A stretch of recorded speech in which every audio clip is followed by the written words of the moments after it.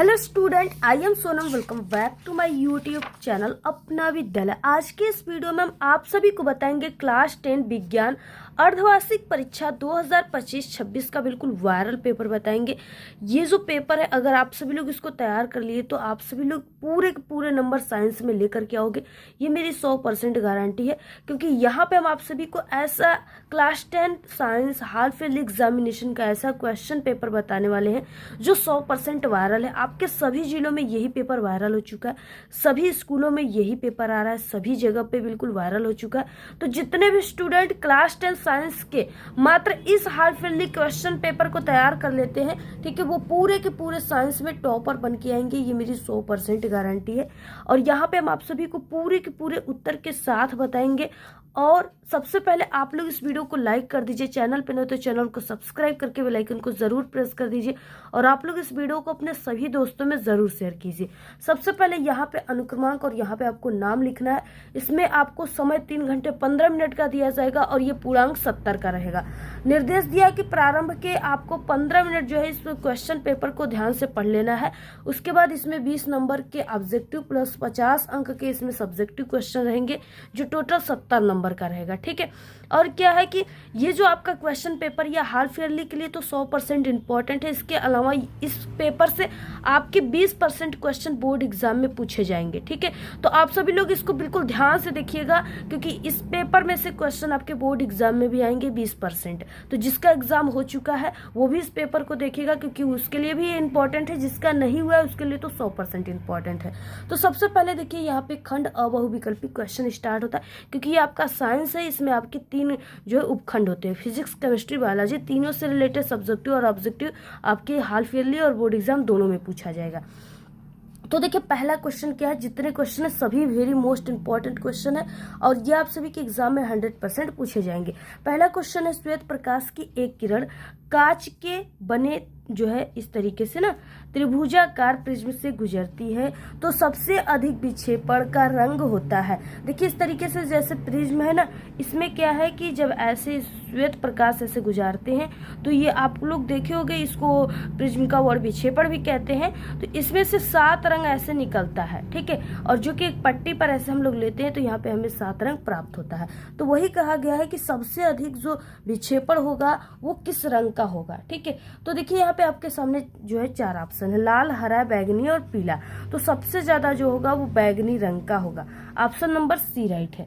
अगला है, देखिए क्वेश्चन नंबर यहाँ पे सेकंड दिया है, सूर्योदय एवं सूर्यास्त के समय, यानी जब आप लोग सुबह सुबह सूरज भगवान को देखते हो ना, उठकर तुरंत आप लोग देखते हो तो क्या होता है, और उसके बाद जब सूर्य अस्त होते हैं, यानी जब सूर्य अस्त हो जाते हैं तब, ठीक है, के समय क्षितिज पर जो है आसमान दिखाई देता है। तो उस समय आपको आसमान किस रंग का दिखाई देता है। ठीक है, तो देखिए यहाँ पे दिया श्वेताभ, रक्ताभ और नीलाभ और कृष्णाभ। ठीक है, तो देखिए यहाँ पे क्या है, आप लोग अगर नहीं देखे हो तो इस वीडियो के देखने के बाद आप लोग जरूर सुबह सुबह उठ करके सूर्य भगवान को देखना। ठीक है, और शाम को, यानी आपका 5 से 6 बजे शाम को जब अंधेरा होने लगता है ना, सूर्य अस्त होने लगते, तब आप लोग सूर्य भगवान को देखना। आपको वो उनका रंग जो है वो जो लाल रंग का दिखाई देगा। कैसा दिखाई देगा? लाल रंग का, यानी रक्त के आकार का। ठीक है, खून के आकार का। तो वही यहाँ पे क्या हो जाएगा, यानी आपको किस तरह से दिखाई देता है? रक्ताभ। ठीक है, तो इस तरीके से ऑप्शन नंबर बी राइट है। क्वेश्चन थर्ड है, अवतल दर्पण के सामने स्थित किस बिंदु से गुजरने वाली प्रत्येक प्रकाश की किरण दर्पण से परावर्तन के बाद वापस उसी बिंदु से पुनः गुजरती है। तो इस तरीके से देखिए 4 ऑप्शन है, दर्पण का ध्रुव से, दर्पण का फोकस से, दर्पण के वक्रता केंद्र, उपयुक्त में से कोई नहीं। ठीक है, तो यहाँ पे देखिए हो जाएगा, यानी ये दर्पण और दर्पण का वक्रता केंद्र एक ऐसा जो है स्थान है जो यहाँ पे अवतल दर्पण में, या अवतल दर्पण में एक ऐसा स्थान है ना कि यहाँ पे अगर हम ऐसे प्रकाश की किरणें ऐसे जा रही है वक्रता केंद्र से, तो ये क्या होगी, पुनः ऐसे जा रही ना, तो दर्पण से यानी ऐसे टकराने के बाद ये पुनः उसी मार्ग में अपने वापस आ जाती है। तो ये वक्रता केंद्र ही ऐसी कंडीशन उसमें आता है। ऑप्शन नंबर सी राइट है।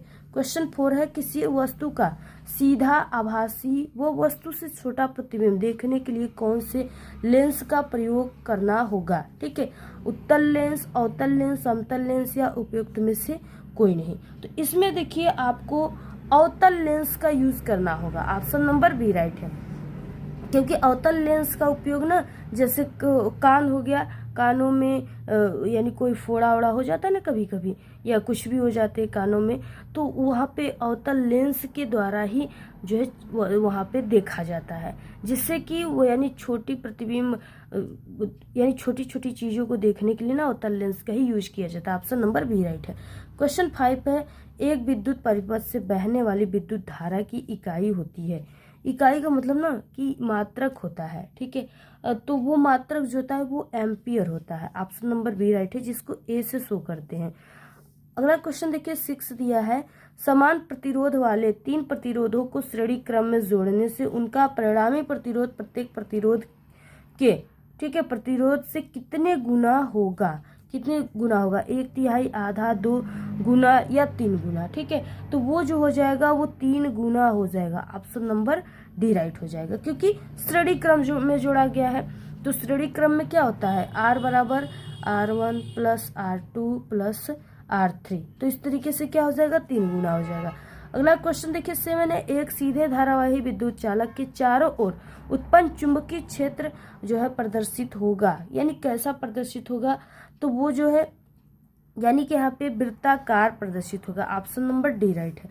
क्वेश्चन देखिए उपखंड ख आ गया, जो कि आपके रसायन विज्ञान से ऑब्जेक्टिव क्वेश्चन है, और ये सभी क्वेश्चन आपके बोर्ड एग्जाम में 100% पूछे जाएंगे, तो इसलिए आप लोग इसको बिल्कुल ध्यान से समझिए।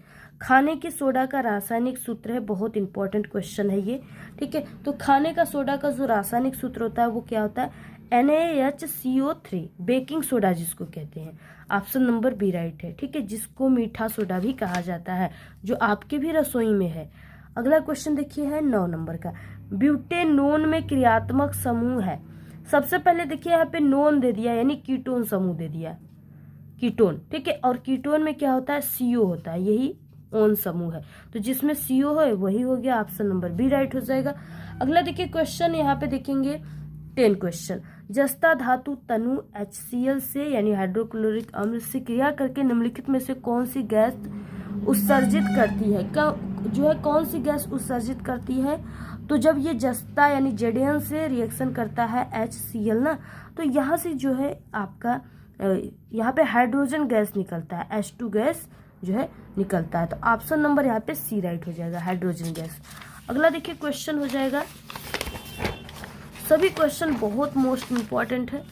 अगला क्वेश्चन जो 11 है, जो आपके बोर्ड एग्जाम में भी हमेशा पूछा जाता है, ठीक है, वो है कि शुद्ध जल का pH मान होता है, बहुत इंपॉर्टेंट क्वेश्चन है ये। तो शुद्ध जल का pH मान 0 होता है, या 1 या 7 या 14, और बहुत सारे स्टूडेंट सोचेंगे भाई शुद्ध जल का pH मान तो 0 ही होगा, लेकिन ऐसा कुछ भी नहीं है। शुद्ध जल जो है उदासीन होता है, इसका pH मान 7 होता है। ऑप्शन नंबर सी राइट है। क्वेश्चन 12 है, अमलगम होता है, अमलगम क्या होता है, उपधातु, मिश्र धातु, यौगिक या विषमांगी, ठीक है, तो अमलगम जो होता है वो मिश्र धातु होता है, आप यानी इसमें कई प्रकार की अशुद्धियां मिली होती है। ऑप्शन नंबर बी राइट है। क्वेश्चन नंबर 13 है, निम्नलिखित में से कौन सा हाइड्रोकार्बन एल्कीन है, मेथेन, एथेन, एथिलीन या एसिटिलीन, ठीक है, तो यहाँ पे देखिए हो जाएगा आपका एथिलीन, एथिलीन यानी CH+1CH, ठीक है, ये एथिलीन का सूत्र है, यानी एथिलीन से क्या बनता है, वो प्लास्टिक बनता है, ठीक है, ऑप्शन नंबर सी राइट है। क्वेश्चन नंबर देखिए 14 है, यहाँ पे द्विखंडन विधि के द्वारा जनन होता है, द्विखंडन विधि के द्वारा किसमें जनन होता है, तो वो होता है यानी जो है पैरामीशियम में भी होता है, अमीबा में भी होता है, यूग्लिना में भी होता है, उपयुक्त में से सभी। ऑप्शन नंबर डी राइट है। क्वेश्चन नंबर 15 है, अलिंद व निलय किस मानव अंग के भाग होते हैं। अलिंद और निलय जो होता है ना, वो हृदय में पाया जाता है, हृदय में पाए जाते हैं, जिसमें रक्त बहते हैं, ठीक है, और जिसमें शुद्ध और अशुद्ध रक्त बहते हैं। ऑप्शन नंबर ए राइट है। क्वेश्चन नंबर देखिए 16 है, निम्न में से कौन सा पादप हार्मोन नहीं है, पादप मतलब पेड़ पौधे, ठीक है, कौन सा इसमें से हार्मोन नहीं है, तो देखिए इसमें से कौन सा हार्मोन नहीं है, वो हो जाएगा इंसुलिन, बाकी ये सभी जो है आपके वो पेड़ पौधे में पाए जाते हैं, तो इंसुलिन नहीं है। ऑप्शन नंबर सी राइट है। क्वेश्चन 17 है, पुष्प के जनन अंग है, पुष्प के इसमें से कौन सा जनन अंग है, ठीक है, तो देखिए पुष्प का जो जनन अंग है ना, वो पुंकेसर और स्टिक्रेसर है, यानी पुंकेसर और स्त्रीकेसर। ऑप्शन नंबर सी राइट है। क्वेश्चन 18 है, मेंडल ने गणित एवं विज्ञान का अध्ययन किस विश्वविद्यालय से किया था? तो देखिए, गणित और विज्ञान का जो अध्ययन इन्होंने किया था ना, वो वियना विश्वविद्यालय से किया था। ऑप्शन नंबर सी राइट है। मेंडल ने अपने प्रयोग में सर्वप्रथम किस पौधे को लिया था, ये आप लोग कमेंट करके बताइएगा। अगला क्वेश्चन देखिए है 19, मेंडल के अनुसार निम्न युग में कौन सा प्रभावी लक्षण है? तो इसमें से जो प्रभावी जो दिखाई दिए वो कौन से लक्षण है? लंबा तना व गोल बीज। Option number B right. तो देखिए, क्वेश्चन है कि आहार श्रृंखला में प्रथम पोषी स्तर यानी ट्रॉफिक लेवल बनाते हैं तो वो उत्पादक बनाता है। ऑप्शन नंबर ए राइट है। तो इस तरीके से 20 ऑब्जेक्टिव क्वेश्चन थे। आप लोग इसको अगर तैयार कर लिए तो आपका 20 नंबर पक्का है और 10 नंबर बोर्ड एग्जाम में भी पक्का है। खंड व वर्णनात्मक प्रश्न यहाँ से स्टार्ट होता है, जो कि आपके फिजिक्स, केमिस्ट्री, बायोलॉजी तीनों से रिलेटेड क्वेश्चन रहेंगे। सबसे पहले उपखंड क यानी फिजिक्स से क्वेश्चन स्टार्ट हो रहा है। भौतिक विज्ञान से पहला क्वेश्चन बहुत ही वायरल क्वेश्चन है। पहला क्वेश्चन का क है, आसमान में तारे क्यों टिमटिमाते हैं, समझाइए। ठीक है, ये आपका 2 नंबर का है। आप सभी लोग देखे होंगे रात को, ठीक है, जब आप लोग छत पे गर्मियों में सोते होंगे तो आप लोग देखते होंगे, या अभी भी आप लोग छत पे जाकर देख सकते हो रात में कि जो है रात जैसे ही होगा ना, तो जब तारे उगेंगे तो आप लोग देखना, जब आप लोग उसको ध्यान से देखोगे ना तो आपको वो तारे टिमटिमाते नजर आएंगे, यानी जलेंगे, भूतेंगे, टिमटिमाते नजर आएंगे। तो आखिरकार वो क्यों टिमटिमाते हैं, यही चीजें आपको लिखना है। तो देखिए, आप लोग इसको नोट कर लीजिए। ठीक है, हम बोल रहे हैं क्योंकि आंसर देखिए आपको रटने से अच्छा है आप लोग जो हम बोल रहे हैं उसको सुन लो, वो आपको ऐसा याद हो जाएगा जिसे आप लोग कभी नहीं भूलोगे। ठीक है, तो आप लोग देखिए इसको नोट भी कर लेना। सबसे पहले कि ये चीजें वायुमंडल के अपवर्तन के कारण होता है। किसके कारण? वायुमंडलीय अपवर्तन के कारण। ठीक है, वायु में, जैसे वायुमंडल में ना कई प्रकार के गैसें पाई जाती हैं, कई प्रकार के धूल के कण होते हैं, जिसके कारण जो है तारे टिमटिमाते हैं। तो अब उसके अपवर्तन के कारण। ठीक है, अब आपको लिखना कैसे, देखिए, तारे टिमटिमाते हुए प्रतीत होते हैं क्योंकि जो है पृथ्वी के वायुमंडल में प्रवेश करने वाला तारा को प्रकाश लगातार अपवर्तित होता रहता है। वायुमंडल की विभिन्न परतों का अपवर्तनांक अलग अलग होता है। जैसे आपका कोई यानी कई परत है ना, तो उनके अपवर्तनांक अलग अलग होते हैं और ये परतें लगातार चलती रहती है, रुकती नहीं है, जिससे कि तारों से आने वाले प्रकाश की दिशा बदलती रहती है। इस कारण तारों से आने वाला प्रकाश कभी हमारी आँख तक पहुंचता है और कभी नहीं पहुंचता है, जिससे वो चीजें हमें टिमटिमाते हुए दिखाई देते हैं। ठीक है, तो यही चीजें आप सभी को लिखना है, लिख लेना आप लोग कि वायुमंडल में अपवर्तन के कारण मेन बात ये घटनाएं हो रही है। अगला क्वेश्चन देखिए, पहले का ख है, अपवर्तन के नियम लिखिए। ये बहुत इंपॉर्टेंट क्वेश्चन है। तो देखिए, अपवर्तन के सबसे पहले की 2 नियम है। ठीक है, 2 नियम कौन कौन से हैं? तो पहला नियम देखिए कि बहुत ही इजी है ये, कि आपतित किरण और अपवर्तित किरण और दोनों माध्यमों को पृथक करने वाले पृष्ठ के जो है आपतन बिंदु पर अविलंब सभी एक ही तल में होते हैं। यानी आपतित किरण, परावर्तित किरण तथा आपतन बिंदु पर खींचा गया अविलंब तीनों एक ही तल पे होता है। ये चीजें आपको लिख लेना। ये पहला नियम था। दूसरा नियम ये चीजें है कि प्रकाश के किसी निश्चित रंग तथा निश्चित माध्यमों के युग्मों के लिए आपतन कोण की ज्या तथा अपवर्तन कोण की ज्या अनुपात स्थित होता है। इस नियम को जो है स्नेल का नियम भी कहते हैं। यानी आपतित किरण की ज्या तथा परावर्तित किरण की ज्या आपस में बराबर होती है। इस तरीके से आपको लिखना है। ठीक है, तो यानी आपको सेकंड नियम जो है इसमें आपको लिख देना है साइन आई बटे के साइन आर। ऑप्शन हो जाएगा दूसरे का ख, आंख की जो है समंजन क्षमता से क्या तात्पर्य है? ये आपका 2 नंबर का है। तो हम आप सभी को बता दें कि ये जो आंख का ये समंजन क्षमता है ना, ये चीजें होती है आंखों का अपने आप, यानी अगर हमारी आंखें जो है ना, उसमें क्या है, आंखें यानी रेटिना जो होता है उसका, जैसे ही आप लोग जो है प्रकाश में आओगे तो वो रेटिना अपने आप छोटी हो जाती है, और जैसे ही अंधेरे में जाओगे तो वो आँख में जो गोला होता है ना, काले कलर का गोला, वो अपने आप बड़ा हो जाता है, पुतली जिसको कहते हैं। ठीक है, तो पुतलियों का आपस में बड़ा और छोटा करने का ये जो क्षमता होता है ना, इसी को समंजन क्षमता कहते हैं। अब नोट करिए आप लोग, आँख की वो क्षमता जिसके कारण वो अपनी फोकस दूरी को समायोजित करके निकट और दूर दोनों वस्तु को स्पष्ट रूप से देख पाती है, आँख की समंजन क्षमता कहलाती है। यह समंजन जो है पश्चिमाभि पेशियों के द्वारा लेंस की वक्रता में परिवर्तन करके किया जाता है। अब देखिए, अब पुतली जो है छोटी होगी तो फोकस दूरी कम हो जाएगी, और पुतली ये बड़ी हो जाएगी तो यही फोकस दूरी f का मान बढ़ जाएगा। तो वही चीज़ें यहाँ पे कही गई है, लिख लेना।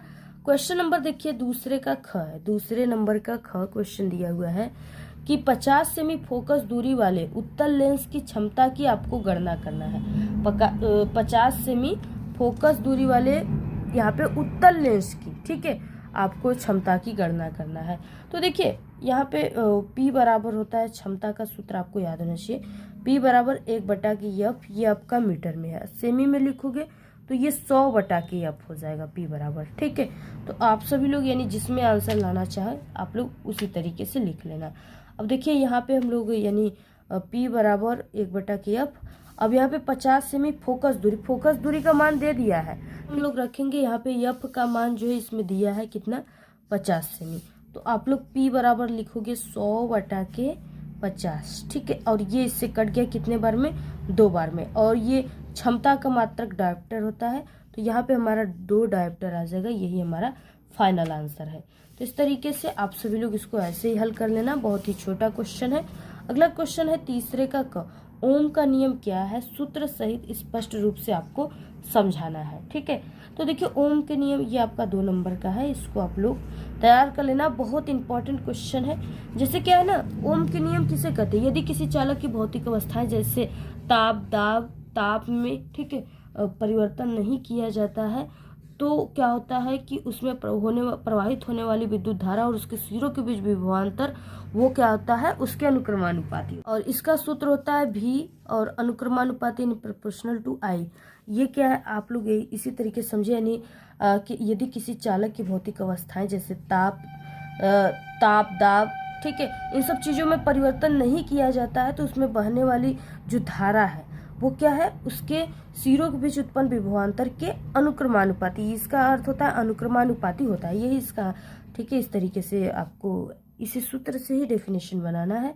अब इसको हम जब प्रोपोर्शनल को हटाएंगे तो यहाँ पे एक नियतांक रखेंगे, तो V बराबर I इंटू R हो जाएगा। R को हमने नियतांक रखा है जिसे स्थिरांक भी कहते हैं, जो कि चालक का प्रतिरोध है, ठीक है। तो यही चीजें हैं, आप लोग लिख लेना। अगला क्वेश्चन देखिए है तीसरे का ख, विद्युत प्रतिरोधों का श्रेणी क्रम संयोजन क्या है, सूत्र आपको लिखना है, 2 नंबर का है।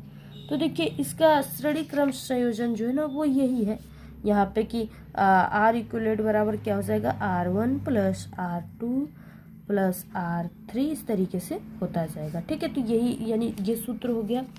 और बाकी आपको परिभाषा इसका लिख लेना है कि जब 2 या 2 से अधिक प्रतिरोधों को इस प्रकार जोड़ा जाता है कि पहले प्रतिरोध का दूसरा सिरा दूसरे प्रतिरोध के पहले सिरे से दूसरे तीसरे से और पहले सिरे से इसी प्रकार आगे जोड़ा जाता है, तो इस संयोजन को श्रेणी क्रम कहते हैं, ठीक है। यही चीजें, इस संयोजन में प्रत्येक प्रतिरोध से जो है समान धारा प्रवाहित होती है, धारा का मान चेंज नहीं होता है, और बाकी यही सूत्र लिख लेना है, हो जाएगा। अगला क्वेश्चन देखिए चौथे का क्या है, फ्लेमिंग के बाएं हाथ के नियम क्या है आपको समझाना है। इंपॉर्टेंट क्वेश्चन है, आप लोग इसको तैयार कर लेना, इसको हमने कई बार बताया है, ठीक है। तो आप लोग इसको तैयार कर लेना। जैसे क्या होता है ना, इस नियम के अनुसार अपने बाएं हाथ की तर्जनी अंगुलियां और माध्यमा अंगूठे को इस प्रकार फैलाए कि ये तीनों एक दूसरे के लंबवत है। यदि तर्जनी जो है वो चुंबकीय क्षेत्र की दिशा को दर्शाता है तो माध्यमा जो है ये वाला वो जो है चालक में प्रवाहित धारा की दिशा को दिखाता, और जो ये अंगूठा है ये चालक में लगने वाले बल की दिशा को दिखाएगा। यही चीजें लिख लेना है, चित्र भी बना लेना, आप लोग नहीं समझ में आएगा अपना हाथ ही छाप लेना। अगला क्वेश्चन है दक्षिण हस्त अंगुष्ठ नियम क्या है समझाइए, चौथे का ख क्वेश्चन है जो कि आपका 2 नंबर का है।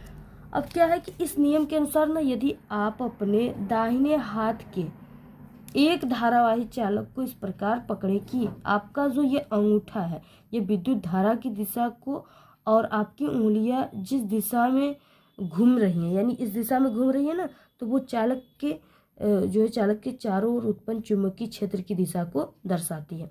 यानी ये अंगूठा जो है ये किसको दिखा रहा है, ये विद्युत धारा की दिशा को दिखा रहा है, और ये जो अंगुलियां मुड़ी हुई है ऐसे ये किसको दिखा रही है, ये चुंबकीय क्षेत्र को दिखा रही है, ठीक है। तो यही आप सभी का हो जाएगा दक्षिण हस्त अंगुष्ठ नियम। अगला क्वेश्चन दिया है चौथे का ग, 2 ओम प्रतिरोधकता के प्रतिरोध से प्रति सेकेंड 100 जूल ऊष्मा उत्पन्न हो रही है, तो जो है प्रतिरोध में प्रवाहित धारा की गणना कीजिए, 2 नंबर का है। अब आपको इसको हल करना है। तो सबसे पहले कि देखिए H जो है ऊष्मा का मान दिया है 100 जूल।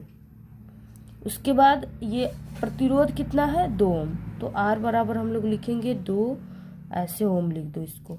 उसके बाद समय कितना दिया है प्रति सेकंड का, मतलब कि 1 सेकंड दिया है, समय 1 सेकंड।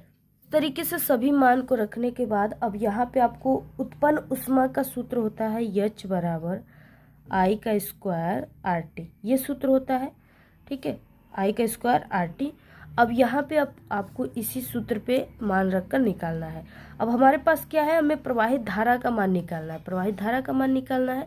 तो हमारे पास सभी मान दिया है, लेकिन हमारे पास प्रवाहित धारा का मान नहीं दिया है, तो जिसको हमें निकालना है तो हम लोग लिखेंगे I का स्क्वायर बराबर, देखिए I अपने जगह पर है और R जो है इसके बटे में हो जाएगा, तो यहाँ पे हो जाएगा H बटे के RT, ये हो जाएगा।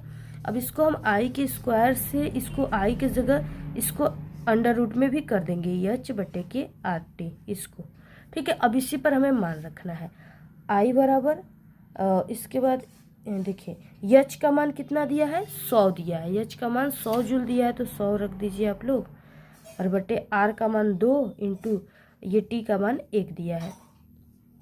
तो यहाँ पे देखिए 2 एकम 2 हो जाएगा, और 2 जो है यानी 100 को कितने बार में काटेगा, तो ये 50 बार में काटेगा, तो I बराबर क्या आ जाएगा 50 आ जाएगा, ठीक है, यही 50 ही तो आएगा। अब आप सभी लोग इसको यानी ऐसे इतना लिख सकते हो I बराबर 50, और यहाँ पे देखिए आप सभी लोग इसको इस तरीके से भी लिख सकते हो, यानी इस आंसर को आप सभी लोग 5/2 एम्पियर भी लिख सकते हैं ऐसे। अगला क्वेश्चन देखिए अथवा में दिया हुआ है, अथवे का यानी यहाँ पे क क्वेश्चन है, अथवा है सवाल कीजिए, अदरवाइज ये जो क्वेश्चन है इसको कीजिए। चुंबकीय क्षेत्र में स्थित धारावाही चालक पर जो बल किन किन कारकों पर निर्भर करता है, ये आपका 3 नंबर का है, ठीक है। तो ये जो है ये आप सभी के यहाँ पे F बराबर IBL साइन थीटा, ये सूत्र याद है तो आप लोग पूरा लिख लोगे, ठीक है। जैसे यहाँ पे I जो है ये किस पे निर्भर कर रहा है, चालक में प्रवाहित धारा I बल के अनुक्रमानुपाती होता है, ठीक है। उसके बाद ये B जो है ये चुंबकीय क्षेत्र को दिखाता है, तो चुंबकीय क्षेत्र B जो है वो बल के चुंबकीय क्षेत्र के अनुक्रमानुपाती, बल के अनुक्रमानुपाती होता है। L यानी चालक की लंबाई जो L है वो बल के अनुक्रमानुपाती होता है, और उसके बाद ये आपका थीटा जो है ये क्या, चुंबकीय क्षेत्र चालक के बीच बना कोण वो भी बल के अनुक्रमानुपाती होता है, ठीक है, जिसके बीच में जो है ज्या साइन थीटा के अनुक्रमानुपाती होता है। यही चीजें आपको लिख लेना है। क्वेश्चन ख कि सामान्य घरेलू विद्युत परिपथ का एक आपको व्यवस्था आरेख बनाना है, 3 नंबर का है। तो जिससे क्या है कि जब हम लोग ट्रांसफार्मर से अपने घरों में लाइट को लाते हैं, वायर को लाते हैं, तो उस वायर से क्या क्या जुड़ा होता है घर में, जैसे अगर आपके घर में टीवी है तो टीवी जुड़ा है, लाइट जल रही है उसी से, पंखे चल रहे हैं, इसके अलावा आपका जो फ्यूज तार लगे हुए हैं परिपथ में, ठीक है, और इसके अलावा आपका बहुत सारी चीज़ें हैं जो आपका वो जो तार आ रहा है लाइट का वायर उससे जुड़े हुए हैं, ठीक है, यानी उसमें करंट फ्लो हो रहा है। तो वही सब चीज़ें आप सभी को लिख देना है, यानी कि फ्यूज, पहले की फ्यूज लगा रहेगा, विद्युत मीटर लगा रहेगा, मीटर लगा रहेगा ना विद्युत मीटर, उसके बाद आपका स्विच लगा रहेगा, फ्यूज, तार, लाइट, ये सब चीज़ें लिख देना है। अगला देखिए यहाँ पे उपखंड ख आ गया जो कि आपके जीव विज्ञान से रिलेटेड क्वेश्चन है। 5वां नंबर का क्वेश्चन है कि निम्नलिखित अभिक्रियाओं के लिए आपको संतुलित रासायनिक समीकरण लिखना है। अब आपको इसका रासायनिक समीकरण लिखना है, ये आपका 4 नंबर का है, 4 क्वेश्चन दिए हैं। 5वें का पहला देखिए है कि calcium hydroxide plus carbon dioxide ये रिएक्शन करके बनाता है कैल्शियम कार्बोनेट और जल बनाता है। इसी का आपको क्या करना है, इसी का आप सभी को लिखना है, आपको रासायनिक समीकरण देना है। तो कैल्शियम हाइड्रोक्साइड का सूत्र क्या होता है, CaOH का ट्वाइस, ठीक है, प्लस आपको क्या करना है कार्बन डाइऑक्साइड यानी CO2 लेना है, और इस तरीके से कैल्शियम कार्बोनेट प्राप्त होता है। तो CaCO3 ये कैल्शियम कार्बोनेट का सूत्र है, प्लस जल यानी H2O प्राप्त होता है, ठीक है। तो ये पहला समीकरण हो गया, आप लोग इसका स्क्रीनशॉट ले लीजिए। अगला क्वेश्चन है यहाँ पे यानी कि 5वें का सेकेंड क्वेश्चन दिया हुआ है। जिंक प्लस सिल्वर नाइट्रेट और रिएक्शन करके जिंक नाइट्रेट प्लस सिल्वर प्राप्त होता है। तो यहाँ पे देखिए 5 नंबर का दूसरा क्वेश्चन। ठीक है, दूसरा देखिए समीकरण क्या होगा। पहले की जिंक दिया है, जिंक प्लस ये सिल्वर नाइट्रेट से क्रिया करता है, तो सिल्वर नाइट्रेट का सूत्र AgNO3 होता है। और ये रिएक्शन करके क्या बनाता है, जिंक नाइट्रेट, जिंक नाइट्रेट का सूत्र Zn, और ये NO3 का ट्वाइस हो जाएगा और प्लस सिल्वर बना लेगा। ठीक है, तो Ag, तो इस तरीके से यहाँ पे ये NO3 2 है, तो यहाँ पे आप लोग ऐसे 2 कर दीजिए, और इसके यहाँ पे Ag 2 हो गया, सिल्वर तो यहाँ पे 2 कर दो, संतुलित हो गया। अगला देखिए है थर्ड, नाइट्रोजन प्लस हाइड्रोजन बना करके अमोनिया बनाता है, थर्ड हो जाएगा।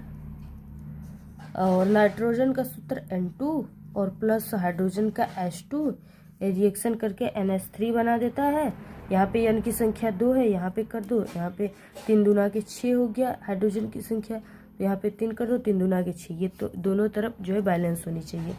अगला देखिए क्वेश्चन है चौथा, barium chloride plus sodium sulphate reaction करके barium sulphate plus sodium chloride बनाता है। तो यहाँ पे हो जाएगा चौथा।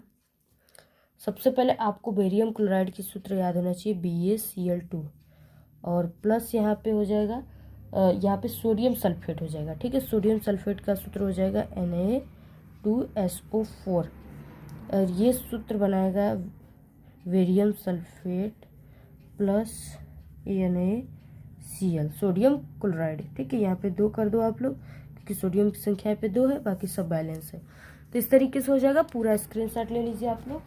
अगला देखिए क्वेश्चन हो जाएगा 6 का क, रासायनिक समीकरण के द्वारा कारण से समझाना है। कॉपर की छड़ को सिल्वर नाइट्रेट के विलयन में डालने पर विलयन का रंग नीला हो जाता है, क्यों? ठीक है, तो इसको आपको समझाना, आप लोग इसको तैयार कर लेना। ख क्वेश्चन है, निम्नलिखित का IUPAC नेम आप सभी को लिखना है, 2 नंबर का है। यहाँ पे देखिए पहला दिया है और यहाँ पे दूसरा दिया है। सबसे पहले कि देखिए यहाँ पे पहला और दूसरा, ठीक है, यहाँ पे कार्बन की संख्या कितने हैं, 2। पहले कार्बन को मेथेन, दूसरे को एथेन कहते हैं, तो कार्बन की संख्या 2 है, पहला दूसरा, और क्रियात्मक समूह इसमें COOH जुड़ा है, जो कि ओइक अम्ल है, ओइक एसिड है। ठीक है, तो यहाँ पे पहले कार्बन को मेथेन और दूसरे कार्बन को एथेन, तो एथेन प्लस ओइक बराबर एथेनोइक अम्ल, तो यहाँ पे हो जाएगा एथेनोइक अम्ल।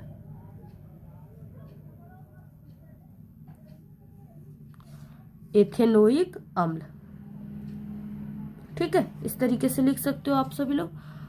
उसके बाद देखिए यहाँ पे HCHO, ठीक है, तो यहाँ पहले कार्बन को जो है मेथेन कहते हैं, और इसमें CHO समूह जुड़ा है, यानी अल समूह जुड़ा है, तो ये हो जाएगा मेथेनल, इस तरीके से। अगला क्वेश्चन देखिए 7 है, क्या होता है जब, केवल रासायनिक समीकरण आपको लिखना है, 6 नंबर का है, क्योंकि 6 दिया है, 6 का आपको लिखना है। तो 7 नंबर का क्वेश्चन है, आपको सिर्फ रासायनिक समीकरण देना है, इसके बारे में नहीं लिखना है। सोडियम जल से क्रिया करता है तो क्या बनता है, तो चलिए यहाँ पे सोडियम का हम रिएक्शन करा देते हैं H2O से, हमारे पास बनेगा सोडियम हाइड्रोक्साइड और प्लस H2 बनेगा, और यहाँ पे ऊष्मीय ऊर्जा, ठीक है, ऊर्जा, तो इस तरीके से ऊष्मीय ऊर्जा हो जाएगा। और इसको आप लोग अब बैलेंस आपको करनी है, तो यहाँ सोडियम की संख्या 2 कर दीजिए, यहाँ पे भी सोडियम की संख्या 2 कर दीजिए, और यहाँ पे इसका, अब ये बैलेंस हो गया। ठीक है, रासायनिक समीकरण आपको दे देना है। कैल्शियम ऑक्साइड जल से रिएक्शन करता है तो क्या बनाता है, CaOH2O से रिएक्शन करता है, तो ये CaOH का ट्वाइस बना लेगा, और उसके बाद ऊष्मीय ऊर्जा। ठीक है, ये चीजें आप लोग लिख लेना। अगला है थर्ड, लाल तप्त लोहे पर जल की जो है वाष्प प्रवाहित करते हैं तो क्या बनाती है, तो यहाँ पे हो जाएगा लाल तप्त लोहे के सूत्र, यानी आयरन को लेंगे हम Fe प्लस H2O से जब रिएक्शन कराते हैं तो हमारे पास Fe3O4 प्लस H2O और प्लस ऊष्मीय ऊर्जा, ऊष्मीय ऊर्जा प्राप्त होगा। और इसको बैलेंस कर दो, यहाँ पे 3 आप लोग कर दीजिए, और उसके बाद यहाँ पे 4 कर दीजिए। ठीक है, और बाकी यहाँ पे आप लोग को 4 कर देना, ये बैलेंस हो गया। क्वेश्चन देखिए 4 हो जाएगा। एथेनॉल को शांत H2SO4 के आधिक्य के साथ 443 K पर गर्म करते हैं तो क्या बनता है। तो यहाँ पे CH3 एकल बांध CH2OH, इसको हम जब गर्म करते हैं H2SO4 की उपस्थिति में तो यहाँ पे जो बनता है ना वो बनता है CH2 और H2O, यही बनता है CH2 डबल बॉन्ड H2, यहाँ पे CH2 H2O, ठीक है, यही बनता है। अगला क्वेश्चन देखिए पांचवा क्वेश्चन है कि एथीन अल्कोहल सोडियम के साथ रिएक्शन करता है तो क्या बनाता है। तो यहाँ पे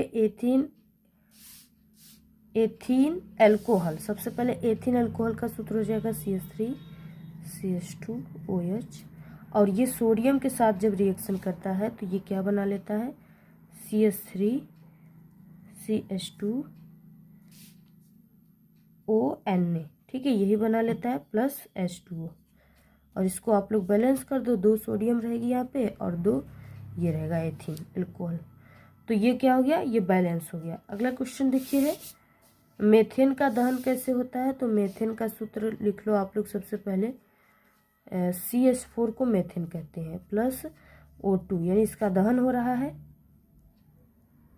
तो अब ये बना लेगा CO2 carbon dioxide plus H2O और प्लस उष्मा बना लेगा, ठीक है। तो इस तरीके से, और इसको बैलेंस कर दो, बस यहाँ आपको 2 कर देना है बस।